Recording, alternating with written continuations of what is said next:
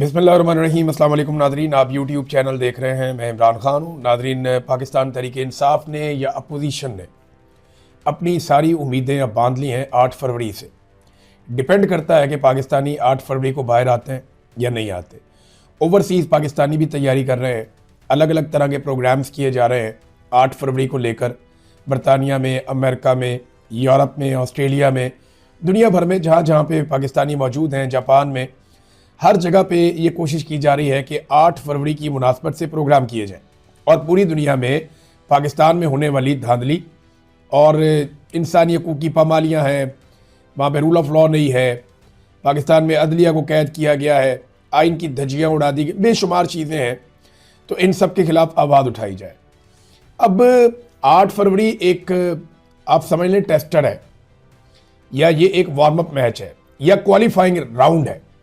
अगर पाकिस्तान तहरीक इंसाफ या तहरीक तहफ़्फ़ुज़ आईन पाकिस्तान ये 8 फरवरी को कामयाब हो जाते हैं और पाकिस्तान को बंद कर देते हैं एक दिन के लिए, या इस किस्म के मुजाहरे या इस किस्म के मनाजर आ जाते हैं पूरे पाकिस्तान से जिनके लिए पाकिस्तानी इंतज़ार कर रहे हैं या जो पाकिस्तान की इस वक्त ज़रूरत है, तो फिर ये क्वालिफाई कर जाएंगे एक बड़ी तहरीक के लिए। यानी फिर हुकूमत के लिए और एस्टेब्लिशमेंट के लिए खतरे की घंटी बज जाएगी कि इन्होंने एक मरतबा करके दिखा दिया है, ये दोबारा ज़रूर आएंगे और ये मुश्किल पैदा करेंगे। दोबारा ये कब आएंगे ये मैं आपको बता देता हूँ, क्योंकि फिर उसके बाद रमज़ानुल मुबारक है। 8 फरवरी के बाद 10 दिन के बाद रमज़ान शुरू हो जाएगा और छोटी ईद के बाद यानी मार्च के महीने में ये रमज़ान के अंदर सारी एक्टिविटीज़ होंगी और सारी चीज़ें तय पाएंगी और फिर मार्च के महीने के आखिर में बड़ी अनाउंसमेंट आ जाएगी कि पूरा पाकिस्तान कब और कैसे बंद करना है।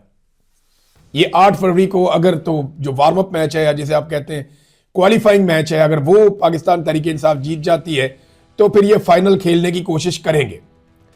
एस्टेब्लिशमेंट की और हुकूमत की पूरी कोशिश है कि 8 फरवरी की इनकी कॉल नाकाम हो जाए और उस दिन ये पाकिस्तान को बंद ना कर सके, और अगर करें भी तो मीडिया को इस तरीके से इस्तेमाल किया जाए, प्रोपेगेंडा इस तरीके से किया जाए जिससे ये साबित कर सकें कि जनाब 8 फरवरी को तो पाकिस्तान बंद नहीं हुआ, अब वो अपना खेल खेलेंगे, अपोजिशन अपना खेल खेलेगी और दोनों तरफ पूरा जोर लगाया जाएगा। लेकिन हुकूमत को अगर 8 फरवरी को पाकिस्तान तहरीक इंसाफ कामयाब होती है तो हुकूमत को इस बात का आइडिया हो जाएगा कि अब ये फाइनल ज़रूर खेलेंगे और ये उस मामले की तरफ ज़रूर आएंगे। क्योंकि इमरान खान साहब का नया जो एक प्लान है वो ये नहीं है कि वो डी चौक चले जाएंगे या वो लाहौर चले जाएंगे या वो कहीं और चले जाएंगे। नहीं, वो पहले मरहले में पूरा मुल्क बंद करेंगे।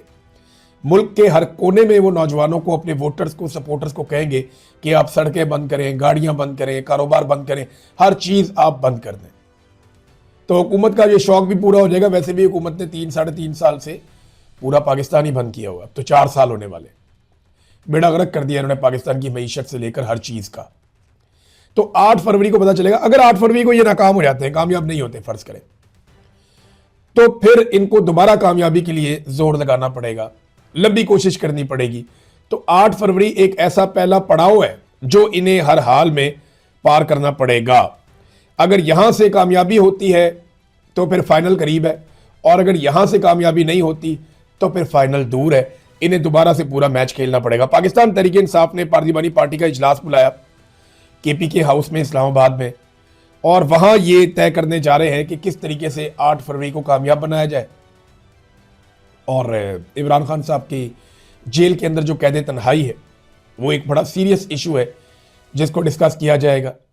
अचकज़ई साहब का अपोजिशन लीडर बन जाना ये एक तरह की कामयाबी है, और इसमें दावे किए जा रहे हैं कि नवाज शरीफ साहब ने रोल प्ले किया। नवाज शरीफ का लेना देना ही कोई नहीं। देखिए, इमरान खान के पास हुकूमत बनाने की ताकत थी, इमरान खान से हुकूमत छीन ली गई। फिर इमरान खान के पास जो है वो अपोजिशन लीडर बनाने की ताकत थी, तो उन्होंने अपना अपोजिशन लीडर एक पहले नामजद किया, उसको नायल कर दिया गया, तो उन्होंने दूसरा कर दिया। अब इसमें नवाज शरीफ का ना लेना ना देना, लेकिन क्योंकि ये आईनी काम, कानूनी काम भी रोक कर बैठे हुए हैं, तो क्योंकि 4-5-6 महीने गुजारने के बाद, यानी इमरान खान साहब ने तो अगस्त में कहा था और ये नोटिफिकेशन जाके जनवरी में हो रहा है, तो इतने महीने लगाने के बाद ये नहीं बता रहे कि इतने महीनों के लिए जिम्मेदार कौन है। वो ये कह रही थी नवाज शरीफ की बड़ी मेहरबानी। भाई, नवाज शरीफ ने वोट डाला है या नवाज शरीफ ने नामजद किया है यानी उन चीज़ों का एहसान आप कैसे चढ़ा, मिसाल के तौर पे एक आदमी की कोई अपनी चीज़ है, वो अपनी चीज़ लेता है किसी दूसरे आदमी से और वो आदमी से कहता है कि जनाब मेरा तेरे पे एहसान है कि मैंने तेरी चीज़ तुझे दे दी है। ये कैसा एहसान है? ये तो बदमाशी है, ये तो गुंडागर्दी है कि भाई एक चीज़ का मालिक ही नहीं है नवाज शरीफ, वो कैसे दे सकता है दूसरे आदमी को वो चीज़ जो उसका मालिक है। यानी मालिक तो इमरान खान है, उसने अचकज़ई को दिया, तो नवाज शरीफ बीच में ना 3 में ना 13 में, देखो मैं तुमसे छीन सकता था, मेरे पास ताकत थी, फौज मेरे साथ खड़ी हुई है, आर्मी चीफ मेरे घर के अंदर है और सारी चीजें मैंने कंट्रोल की हुई हैं, देखो मैंने मेरा शुक्रिया अदा करो, मैंने दे दिया तुम्हें। ये तो घटियापन की इंतहा है। और वो मीडिया को कह ये खबर चलवा रहे हैं कि जनाब अब ये खबर चलाएं कि नवाज शरीफ ने अचकज़ई को अपोजिशन लीडर का ओहदा दिया, हालांकि नवाज शरीफ ना 3 में ना 13 में। नाजरीन, एक और खबर है मेरे पास, वो ये है कि पाकिस्तान ग़िज़ाई किल्लत का शिकार लगातार तेज़ी से हो रहा है। और ये ग़िज़ाई किल्लत इसलिए नहीं है कि पाकिस्तान के पास खाने के लिए कुछ नहीं है, ये वजह नहीं है। खाने के लिए है हमारे पास, लेकिन वो बहुत महंगा हो गया, गरीब आदमी की पहुंच से बाहर जा रहा है। गुर्बत की वजह से और महंगाई की वजह से आम आदमी जो है उनकी एक बड़ी तादाद ग़िज़ाई किल्लत का शिकार हो रही है। इस वक्त जो लेटेस्ट आदादो शुमारा है उनके मुताबिक चारों सूबों में ग़िज़ाई किल्लत बढ़ती जा रही है। बलूचिस्तान के लोग हमारे शानदार लोग हैं, वहां पे 30% से ज्यादा लोग जो हैं वो ग़िज़ाई किल्लत का शिकार है, उन्हें पूरा खाना नहीं मिल रहा। ये तो एक तो आधे पाकिस्तानी गुर्बत की लकीर से नीचे चले गए, लेकिन फिर भी उन्हें रोटी मिल जाती है। लेकिन यहां पे वो लोग हैं जो रोटी खाने को भी तरस रहे हैं। बलूचिस्तान में 30%, सिंध में 29% से ज्यादा है, पंजाब में 22.5% है और खैबर पख्तूनख्वा में 21.5% है। ये जनाब जो इन्फ्लेशन है और बढ़ती हुई महंगाई इसको आप कहते हैं, एक तो बढ़ती हुई महंगाई और लोगों में जो गुर्बत बढ़ती जा रही है उसकी वजह से लोग ग़िज़ाई किल्लत का शिकार हो रहे हैं। इमरान खान साहब ने बहुत पहले ये इशू उठाया था जब ये तादाद बहुत थोड़ी होती थी, और वो ये कहते थे कि हमारे जो बच्चे हैं उनकी ग्रोथ रुक जाती है जब उन्हें प्रॉपर खुराक नहीं मिलती, जब उन्हें दूध नहीं मिलता, उन्हें विटामिन्स नहीं मिलते, उन्हें फल नहीं मिलता, उन्हें अच्छी रोटी नहीं मिलती, तो तब हमारे बच्चों की जो ग्रोथ है वो रुक जाती है, उनकी जिस्मानी ग्रोथ कम होती है। आप देखें दुनिया में कई ममालिक थे, यानी चाइना के बारे में लोग कहते थे बहुत छोटे छोटे हैं, फारग हैं, आज वो आपसे तेज़ भागते हैं, आज वो आपसे ज़्यादा वज़न उठाते हैं, आज वो आपसे अच्छी कुश्ती लड़ देते हैं।